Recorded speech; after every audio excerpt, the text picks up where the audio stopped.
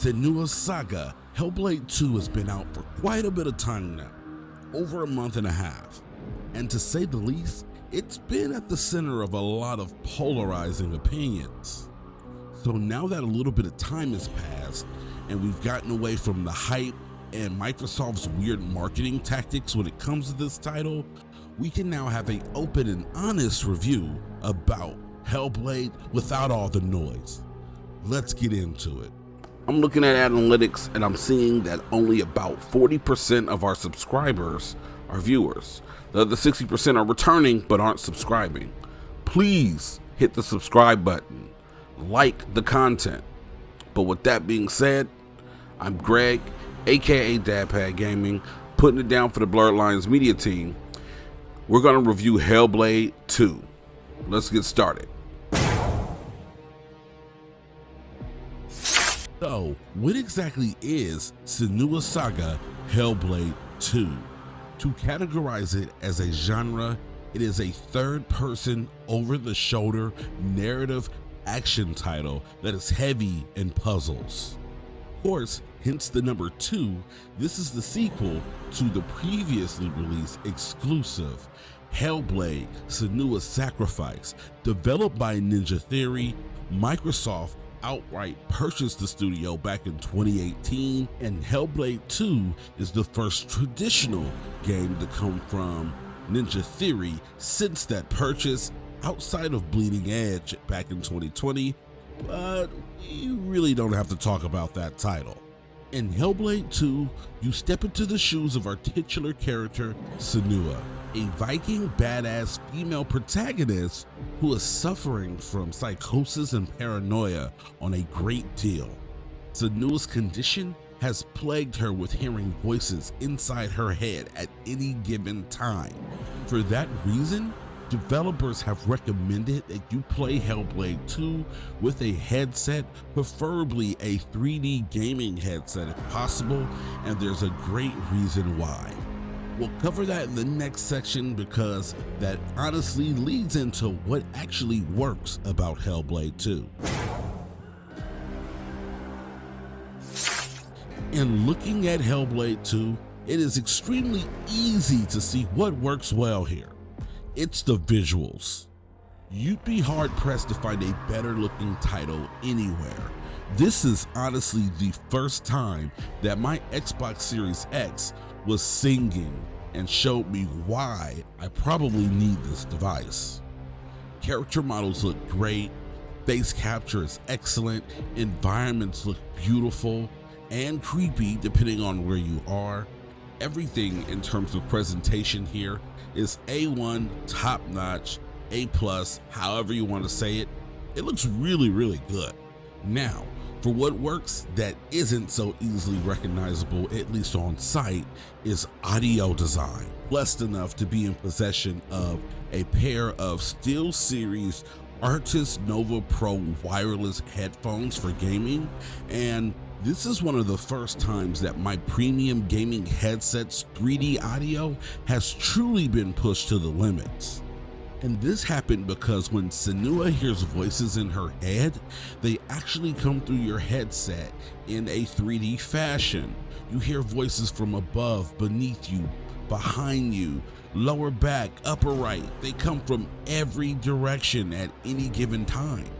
Dillian, you're Dillian, you're lovely Dillian. But you will never be free of this. His pain, his suffering. However far you go. And what makes it so intriguing is, once you allow yourself to get immersed in HellBlade, those voices really take an impact on you as the player. There were several moments when I played this game on stream that I physically turned around because the voices were so convincing. I truly thought someone was behind me. And even a few times I paused the game and asked my kids what they needed because I thought someone was calling me from the next room. And then there's the narrative. Long and to short, Senua finds herself trying to stop slave trade and sacrifices to giants in this new region that she currently inhabits. And throughout this journey, it really takes you a couple places that personally I didn't expect to go. And At one time, this title brought me to tears, and that's when I realized I actually have a very personal connection to Senua. I have a sister that struggles with paranoia and schizophrenia, and for a brief moment, I got the opportunity to understand a little bit of what she deals with. That was a very sobering moment for me, and honestly, it really doubles down on the fact that video games are art. Per usual, HellBlade 2 got some splaining to do, because there are some things here that just don't work the way that I feel they should. My first gripe with this title honestly comes from Microsoft in the way that they kind of marketed this title. HellBlade 2 on Series X is limited to a 30 frames per second experience, and marketing speak would lead you to believe that that is due to it being an artistic decision of the developer. However, PC version of HellBlade actually allows you to change the frame rate to 60 or unlocked. And as previously stated, I truly believe that video games are art, but don't tell me that 30 frames is an artistic decision, but then allow particular platforms to change the game from 30 frames. If the artistic vision is 30 frames, it should be 30 frames everywhere, regardless of hardware and limitations. Another pain point with HellBlade 2 is the fact that the title really hasn't evolved much since Senua's sacrifice back in 2017. 7 years is a very long time to develop a title that doesn't have any evolutions from the last title. In fact, the gameplay has actually devolved a bit, particularly in the realm of combat. Now, combat is still cool here and it's very cinematic, and that does count for something because it's enjoyable and cool to watch. And it's the standard affair: light attacks, heavy attacks, charge heavy attacks, dodge roll, and parry. But in Senua's previous excursion, we actually had the ability to kick as well, which kind of worked as a stun, and it's noticeably missing here for some reason.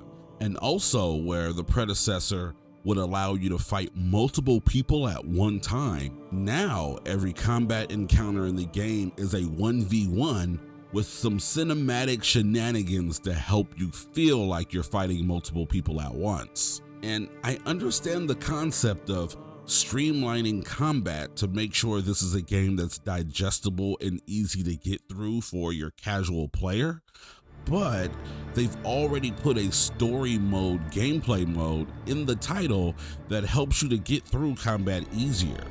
And while there were a few times that I died in combat, overall I do feel like this was a very easy title, and Ninja Theory really didn't respect me as a player to let me clash with multiple combatants at once, or even let me figure out puzzles on my own. Which kind of leads to my next point. Testament to the fact that the game hasn't really evolved much since the first title, the find the shapes floating somewhere in the world puzzles are back here, and those puzzles are nearly identical here. The differentiator being Senua's sacrifice made you line up those images nearly perfect before the game would register that you found the shape. But here in Senua's Saga, so long as that shape is somewhere on the screen and you focus, the game will almost nearly pull you right into the shape to move you into the next segment of the game. And some people may want that, but it would have been nice if we had some type of puzzle auto lock feature that we could turn off and on in the options menus. I also feel like pacing is just a tad bit off.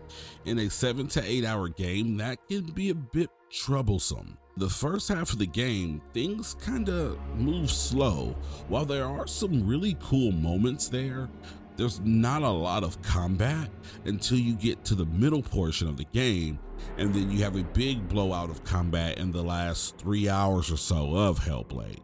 And honestly, that's not a huge issue to me, but why it becomes an issue is because HellBlade 2, just like its predecessor HellBlade 1, really depends on the player being immersed in this experience.